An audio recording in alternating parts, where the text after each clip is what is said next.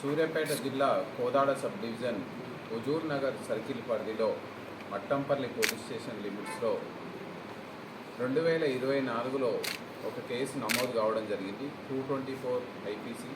అంటే లీగల్ కస్టడీలో ఉన్న వ్యక్తి లీగల్ క్లచెస్ నుంచి తప్పించుకోవాలనేటువంటి ఉద్దేశపూర్వకంగా తప్పించుకొని వెళ్ళిపోయిన సంఘటన మీద 224 ఐపీసీ కేసు నమోదు చేయడం జరిగింది. దీని పూర్వపరాల్లోకి వెళ్తే మట్టంపల్లి గ్రామానికి చెందినటువంటి బొడ్డు తిరుపతి తండ్రి పేరు అంకాలు.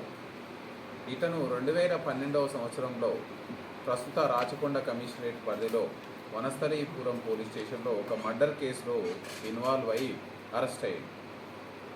ఆ తదుపరి ఆ కేసు శిక్ష అనుభవిస్తున్న క్రమంలోనే 2015లో ఇతనికి జీవిత శిక్ష ఖరారు కావడం జరిగింది. ఈ జీవిత శిక్షను అనుభవిస్తున్నటువంటి ఈ నేరస్తుడు 2019లో పెరోల్ పైన బయటకు వచ్చి మళ్ళీ ఆ పెరోల్ కాలం అయిపోయిన తర్వాత ఆయన మళ్ళీ తన శిక్షను అనుభవించడానికి జీవితకాల శిక్షను అనుభవించడానికి చెర్లపల్లి జైలుకు వెళ్లాల్సి ఉంది.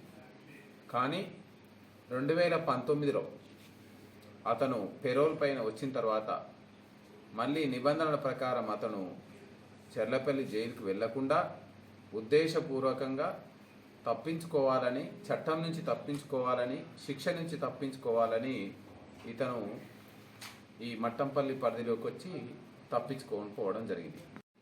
మన చెర్లపల్లి జైలు సూపరింటెండెంట్ గారి ఫిర్యాదు మేరకి మనకు మట్టంపల్లి పోలీస్ స్టేషన్లో కేసు నమోదు చేయడం జరిగింది.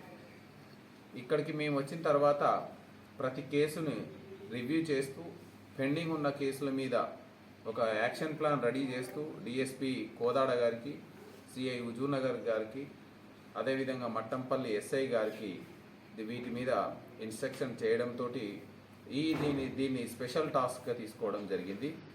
దీనికి అతనికి ఉన్నటువంటి పాత వివరాలని, అదేవిధంగా ప్రస్తుతం ఉన్నటువంటి టెక్నాలజీని, అదేవిధంగా ప్రస్తుతం ఉన్నటువంటి అదర్ రిసోర్సెస్ని, అదర్ ఎవిడెన్స్ని క్షుణ్ణంగా పరిశీలించి దీన్ని అన్ని కోణంలో ఇతన్ని ట్రేస్ అవుట్ చేయడానికి టీంలను డిప్యూట్ చేసుకోవడం జరిగింది.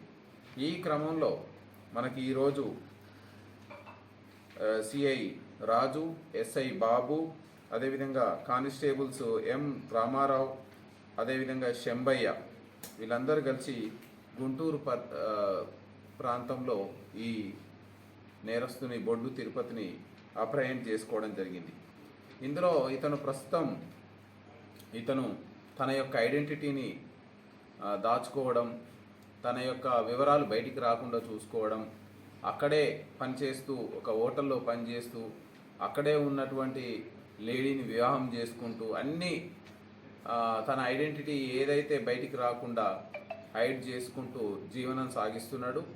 అయినప్పటికీ పోలీసులు మనకున్నటువంటి మన వృత్తి నైపుణ్యంతో, మనకున్నటువంటి సాంకేతిక వనరులతోటి నేరస్తుడు ఎక్కడ దాగున్నా మనం ఖచ్చితంగా పట్టుకోగలమని ఈరోజు హుజూర్ నగర్ సర్కిల్ పరిధిలో ఉన్నటువంటి మట్టంపల్లి పోలీసులు నిరూపించడం జరిగింది. ఇది సపరేట్ శిక్ష. ఇప్పుడు అది సపరేట్ శిక్ష, ఇది సపరేట్. దీని మీద న్యాయస్థానాలు మళ్ళీ విచారణ చేసి దీని మీద సపరేట్ శిక్షని వేయడం జరుగుతుంది. అందుకోసమే ఎవరైనా నేరాలు చేయడమే తప్పు, మళ్ళీ నేరాలు చేసి దాని నుంచి తప్పించుకోవడం ఇంకా పెద్ద తప్పు. దానికి అంటే ఏదైతే నేరం చేస్తే పడ్డా ఎంత శిక్ష ఉంటుందో దీనికి కూడా మళ్ళీ అంత శిక్ష పడడానికి అవకాశం ఉంటుంది.